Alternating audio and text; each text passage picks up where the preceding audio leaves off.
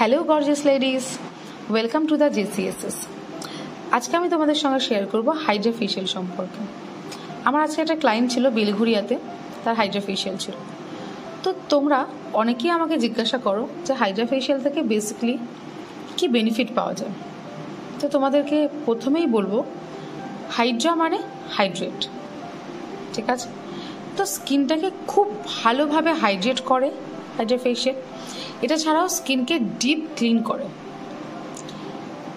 Clean আর hydrate তো হলো, সেটা ছাড়াও হাইড্রা ফেশিয়ালের অনেকগুলো কাজ আছে, যেমন অ্যান্টি এজিংয়ের কাজ, স্কিনটাকে ব্রাইট করে, স্কিনের এলাস্টিসিটি বাড়ায়, যদি কোনো র্যাশ থেকে থাকে সেগুলোকে ডাউন করে। এটা ছাড়াও ব্যাড ব্যাকটেরিয়া যেগুলো থাকে সেগুলোকে ডিস্ট্রয় করে।